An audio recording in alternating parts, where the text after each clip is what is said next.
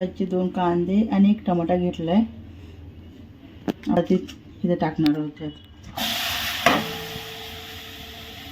आता आपण तेल टाकणार आहे.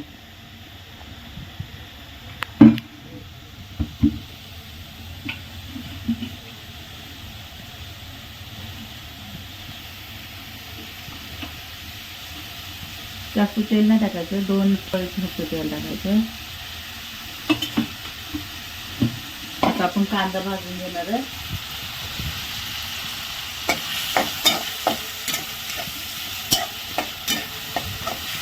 आपण कांदा भाजणार आहोत.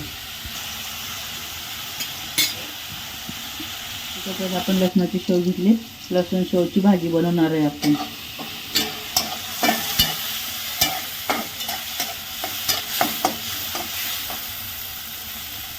आता आपण चांगला लालसर थोडासा होईपर्यंत कांदा भाजणार आहे. अजून नाही भाजला आपला कांदा.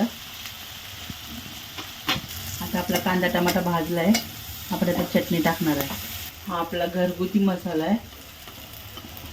वर्षभरात टिकतो असा बनवतो आपण मसाला.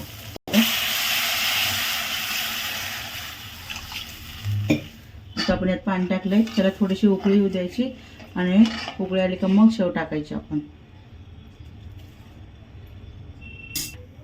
आपल्या चवीनुसार मीठ टाकायचं. ऑलरेडी ज्यादा शेवमध्ये थोडंसं मीठ असतं तर थोडंसंच टाकायचं मीठ. आपण जास्त नाही टाकायचं.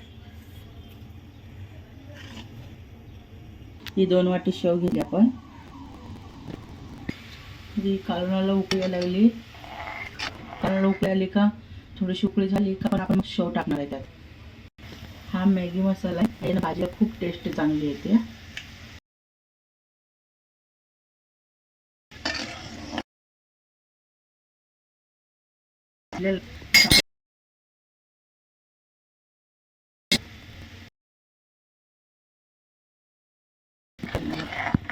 थोडंसं शिजू देणार आहे.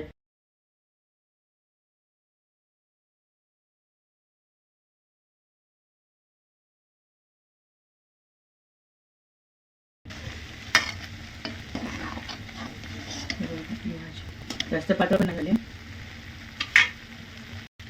असं थोडंसं मिक्स करत राहायचं सारखं सारखं, म्हणजे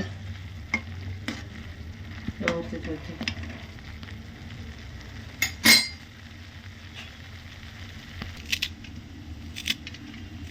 कापून घेतली. आता आपण त्यात टाकणार आहोत. अशी कोथिंबीर टाकून घ्यायची सगळी. खूप छान होती भाजी आणि जास्त वेळ पण नाही लागत. झटपट होणारी भाजी.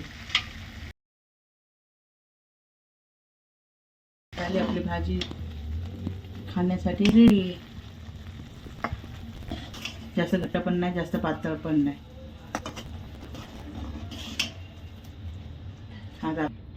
आता आपली भाजी झाली. खूप छान झाली. आता आपण गॅस बंद करतोय आणि झाकून ठेवतोय. आणि लाईक करा, शेअर करा, सबस्क्राईब करा. सबस्क्राईबची सपोर्टची गरज आहे.